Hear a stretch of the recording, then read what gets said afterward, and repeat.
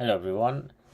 I'm not sure how many of you happy regarding the Home Secretary resignation, but whatever she did, her legacy, the impact on immigrant, on asylum seeker is huge. She wrote a letter to the Prime Minister today, and the whole letter she spoke about what she did, Rwanda plan, new immigration plan, all this stuff. Now, when any Home Secretary left the office, their legacy is continue. Like, if you look at the last Prime Home Secretary, I mean the Priti Patel, the Theresa May, last Prime Minister, when she was Home Secretary, she introduced the first hostile environment, the 18,600 rule, restriction on appeal rights, which was removed, the restriction on business visa, separating the family. So the whole immigration system was scrapped, and the many people suffer, and today many families separated, children were separated from their parents. Now the current the outgoing ongoing the ongoing the Home Secretary Priti Patel is resigned, but her policy, her immigration rules, her Rwanda plan destroy the whole immigration international law, breach the immigration law, breach the human rights, UN Convention on Human Rights, which breach the European Convention on Human Rights. The first time in the history where seeking asylum defined as an offense in the UK, the Immigration and Border Act, which National and Border Act, which introduced last year, which first time provide the power to the Home Secretary that without notify anyone that she can take away someone's citizenship. Now, especially the Rwanda plan was very worse for the asylum seeker. Now, I'll show you the letter what she wrote to the Prime Minister, and she feel very proud what she said in the letter about the Rwanda plan. But this is the what one of the worst law acts any Home Secretary made, and she overcome what Theresa May did in her during her time.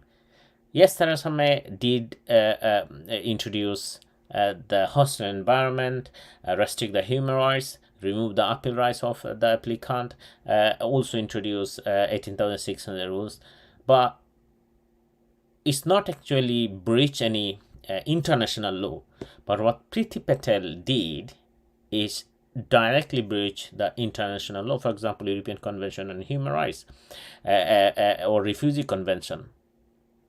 People escape from prosecution, illegal prosecution, to save their life. And when someone seek an asylum to save his life, to help his family, that time you define this is an offense. So that means when someone seek an asylum in, for example, in border, such as in Dubai, immediately, because you enter illegally to the UK, therefore it is an offense. So rather than take him then to the home or a center or a hotel or in a home, they will take the asylum seeker in prison because they commit an offense to seek asylum in the UK. So the letter what she wrote to the Prime Minister is a 2-page letter. So I'll show you first page she wrote about grateful to the Prime Minister Boris Johnson, how the deed performs, what is the achievement, and then she write her achievement in the second page. So this is a 2-page letter. she posed to the to the prime minister, outgoing prime minister, Mr. Boris Johnson. And look at this first paragraph. What is in April? In April, I secured the world first migration and economic development partnership with Rwanda. The partnership with Rwanda is a part of wider strategy which includes domestic reforms to build Greek-style reception center in the UK to detain and remove migrant, and my plan legislation to reform the National Referral Mechanism and Modern Day Slavery Act, ending the legal merry-go-round of barrier which stopped the government from removing migrants from the UK. This package of measures will lead to lasting reform to the UK asylum and removal system. I would not say that this is a reform, rather than I would say this is one of the worst laws. She is proud of what she did about the Rwanda plan. Yes, Rwanda plan will go ahead in today and tomorrow, and any subsequent prime minister or any subsequent government will continue the Rwanda plan because they set up, like Theresa May set up £18,600. Theresa May removed the appeal rights of the applicant. Now, Theresa May did exactly the same to limit the human rights. So these all are today, which is overcome by the Mrs. Priti Patel. And Rwanda plan, as you know, when someone entered to the UK by, for example, Dubai, by any illegal means, they will send them to Rwanda, and they will stay there until the Home Office make the decision of their asylum claim. Now, this is a directly contradict with international law, refugee convention. People escape the prosecution to save their life. They risk their life to come to the UK, and then you decide to send them Rwanda. And she proudly said that is her plan and that will work. Yes, it will work for her. It will work for the government, conservative government, or any subsequent government. But it will not work for human rights. It will not work for the asylum seeker. It will not work, and it is not a fair plan for those who will come to the UK to save their life, to escape from persecution. Then what she said? Then she said, it is vital that your successor back all aspects of this policy on illegal migration to ensure the full implementation and delivery of the new plan for immigration and nationality and border act. So that plan is Rwanda plan. That her plan is to take away British citizenship from someone without notifying him or her. That her plan is to declare offense. It is a criminal offense to seek asylum in the UK who enter illegally. Her plan is to breach the human rights. Her plan is to breach the Refugee Convention, International Agreement, Convention on Human Rights, European Convention on Human Rights. This is her plan. And what she recommend that the next successor government will implement and deliver the new plan of immigration and national border act. And as we know, there is no single solution to this huge challenge, and the government must tackle the full spectrum of issues to halt the illegal entry of migrants to the UK.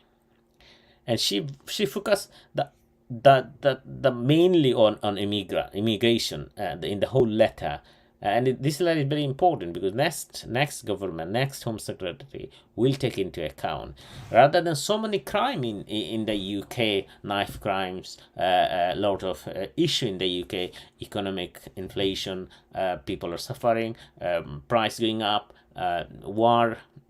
She's not talking anything about it. She's talking about Rwanda plan. She's talking about the controlling immigration. She's talking about how to implement her plan of the Nationality and Border Act. That's what is her whole letter, and this is a guideline for the government. That's why I said that she has gone, but the price will pay by the immigrant, price will pay the asylum seeker, price will pay those who will be prosecuted in any foreign country, and they will come to the UK to save to escape from this prosecution. What is the next paragraph?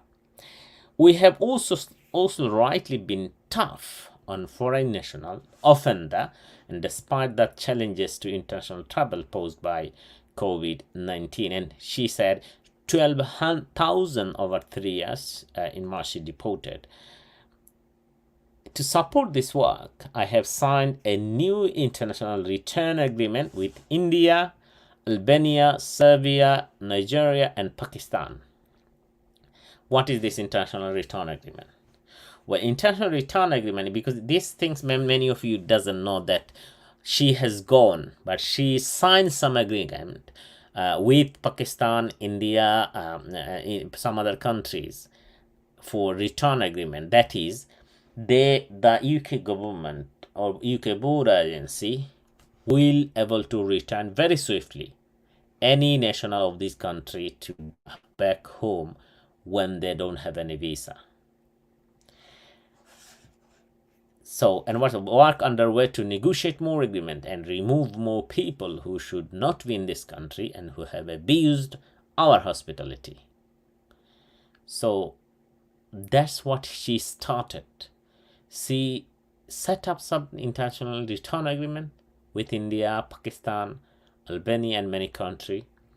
And the return agreement means the UK border agency or Home Office will be able to deport those detainee, or when someone they will arrest or because of overstay, they will be able to return them.